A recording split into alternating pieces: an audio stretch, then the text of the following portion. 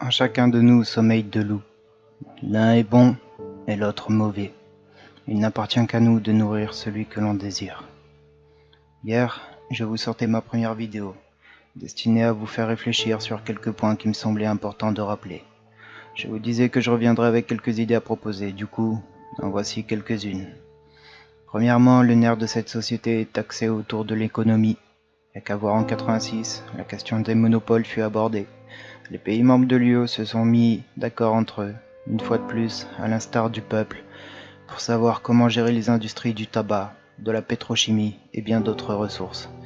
Or, trouvez-vous cela normal, de couper par exemple du tabac, qui est une plante, avec du goudron, de l'ammoniac et du cyanure, là où de base nous ne sommes censés trouver que de la nicotine. Après on vient nous dire que la santé du peuple préoccupe nos dirigeants. Personnellement, j'adorerais faire pousser moi-même mon petit plant de tabac bio sans toutes ces saloperies, mais l'État l'a interdit simplement car s'il laissait faire, plus personne n'achèterait de clopes. Tout le monde ferait pousser, les fumeurs se mettraient au rouler et l'État perdrait là des bénéfices se comptant en plusieurs milliards d'euros. Or, les gens, en faisant pousser, feraient bien des économies, et une plante étant une plante, si les fumeurs se mettaient à faire pousser, ils généreraient un apport non considérable d'oxygène via la photosynthèse de ces plantes ô combien diaboliques.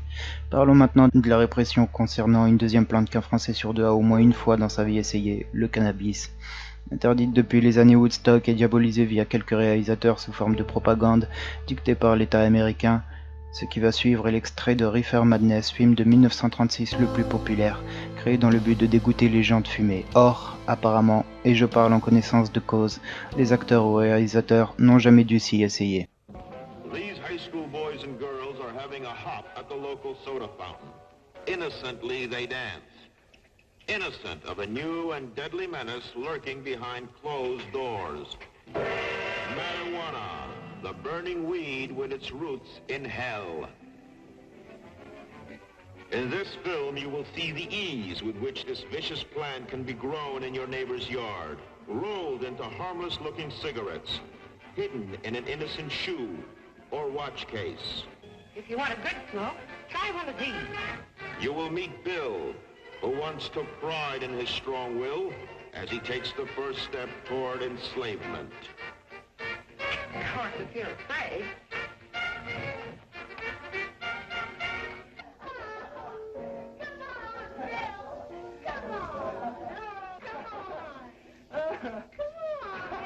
Smoking the soul-destroying reefer, they find a moment's pleasure, but at a terrible price. Debauchery, violence, murder, suicide, and the ultimate end of the marijuana addict. Hopeless insanity.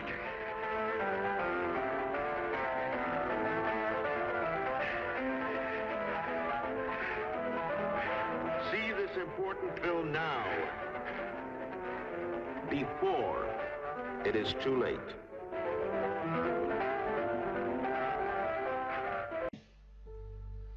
Maintenant, attaquons-nous au vif du sujet. Trouvez-vous cela normal que les États ayant interdit cela par le passé aujourd'hui reviennent nous expliquer les principes bénéfiques de la plante après l'avoir autant diabolisée? C'est juste une putain d'hypocrisie. Parlons des chiffres désormais. Savez-vous que par an, pour la répression, l'État alloue 300 à 500 millions d'euros pour la lutte contre le cannabis, alors qu'au vu de l'emplacement stratégique de la France par rapport aux autres pays européens, nous sommes une place centrale, proche de l'Italie, Espagne, Angleterre et d'autres pays de l'Europe de l'Est. Nous pourrions, comme en Hollande, transformer nos dealers en entrepreneurs via une législation encadrée. Récemment, le Canada a légalisé et autorise la détention de 30 grammes pour soi, 150 grammes à la maison et autorise également la culture de 4 pieds. La criminalité liée au trafic dans ce pays a fortement diminué. Il n'y a pas plus d'accidents de la route que d'habitude et qu'il s'agisse des milieux hospitaliers ou des statistiques de la police, les chiffres seraient rassurants voire encourageants. Troisième point désormais, depuis bien des années maintenant, l'État n'arrête pas de prôner que nos futures générations, nos enfants, sont l'avenir de demain et qu'il nous faut miser sur l'éducation. Or, avec chaque année de plus en plus d'enfants naissants et de plus en plus de profs virés, nous nous retrouvons parfois avec des profs ayant à gérer près de 30 gamins et le tout pour des salaires de merde, voire un irrespect des plus total de la part des politiques ou même parfois des élèves. Un autre point important à soulever, et c'est aussi pour cela que le système éducatif n'est pas prêt de changer, l'école est de loin le système qui contribue le plus à la déforestation à travers le monde. Comment pourrions-nous pallier à toutes ces problématiques en une seule fois? J'ai réfléchi à un système, libre à vous après d'approuver ou non. Nous pourrions éduquer les enfants directement depuis la maison, via Internet, avec un site où les élèves carrément pourraient choisir leur prof en fonction de leurs affinités avec ce dernier. On va tous à un moment ou à un autre détester tel ou tel prof, alors qu'un autre camarade accrochait plus avec lui. Les cours seraient stockés dans un dossier de l'ordi, et pour les élèves les plus fainéants ou ayant de réelles difficultés pour apprendre, ils pourraient directement enregistrer les cours en vidéo. Je pense également que l'éducation scolaire devrait être un choix fait par l'enfant et non imposé par l'État.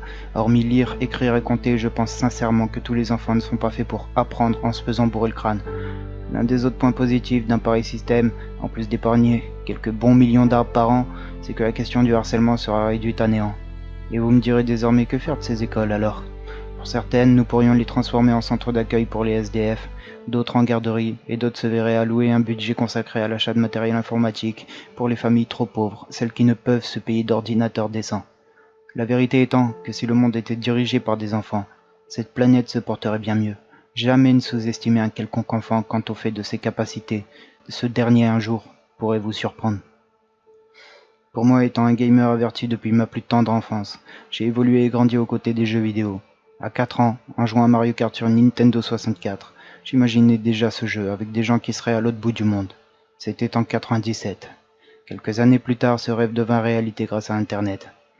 Les jeux vidéo ne rendent pas plus idiots. Selon le jeu, ils font travailler la réflexion, la vivacité d'esprit, les réflexes ou bien d'autres mécanismes psychologiques. On me répétait inlassablement: « Tu crois que tes jeux vidéo t'apporteront quelque chose dans la vie ?» Eh bien, n'en déplaise, mais oui, ils m'ont apporté joie et réconfort là où je me sentais seul face à tous. Et je sais que je ne suis pas le seul ayant connu pareille situation. Nous sommes 3 milliards de joueurs à travers le monde, et l'industrie vidéoludique a surpassé l'industrie cinématographique. Ce qui me conforte à me dire que je suis né dans le bon monde et à la bonne époque, que je suis peut-être pas là par hasard et que j'ai un rôle à jouer.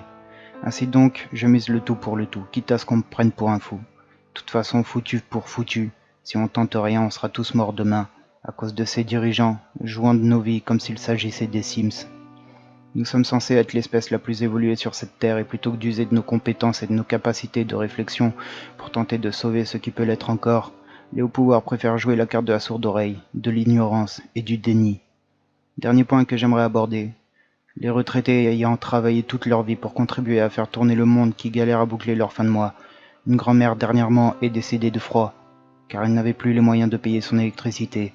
Elle est morte dans le froid et dans l'indifférence la plus totale de la part de nos dirigeants actuels. Macron, non content d'avoir enculé une vieille, cela ne t'a pas suffi?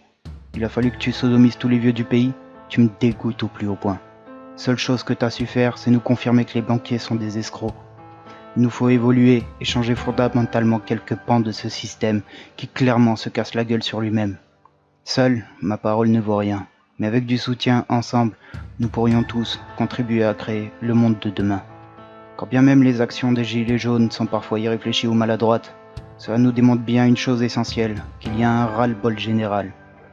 Pour conclure, je finirai par une histoire tirée du livre « L'art de la guerre » de Sun Tzu, plus grand stratège chinois né 6 siècles avant Jésus-Christ. Voici l'une de ces histoires qui, je pense, éclairera peut-être la lanterne de certains. Sun Tzu était un commandant réputé pour gagner chaque bataille qu'il livrait, si bien qu'un jour, un général vient l'aborder, afin de lui demander quelle était sa stratégie pour emporter à chaque fois les batailles qu'il livrait. Il expliqua que lorsqu'il attaquait des villages, des cités ou des troupes ennemies, il prenait toujours soin de laisser une porte de sortie à ces derniers. Le général resta dubitatif, puis le commandant poursuivit. Si j'encerclais le village en entier, sans laisser au peuple d'échappatoire, alors même le plus inexpérimenté des hommes au combat serait capable de vaincre à lui tout seul des dizaines d'hommes avec l'énergie du désespoir. Tandis qu'en leur offrant une porte de sortie, on crée la confusion dans son esprit. On lui laisse le choix de se battre ou de fuir. Et un homme étant attaché à sa famille préférera alors fuir avec sa famille, plutôt que de prendre le risque de mourir vainement. Et actuellement, quand je vois le mouvement des Gilets jaunes, c'est exactement ce qui est en train d'arriver. Le peuple se révolte car il n'a présentement aucune porte de sortie viable. Sur ce, je vous laisse méditer sur le sujet. Libre à vous de vous faire votre propre opinion. Je relate des faits, je propose des solutions, essayant de contribuer à mon humble échelle à un grand changement. Qu'importe les critiques ou la négativité dont les gens pourraient faire preuve, moi je suis assez fou pour y croire. Mes espoirs reposent en chacun de vous, et si l'histoire m'a bien appris une chose, c'est que nous sommes l'espèce la plus à même de régler n'importe quel problème, et ce, peu importe la complexité de ces derniers. Ne foncez pas de manière irréfléchie, posez-vous un moment, prenez le temps de la réflexion. Ensemble, nous pouvons, n'oubliez jamais ça, partagez ce message.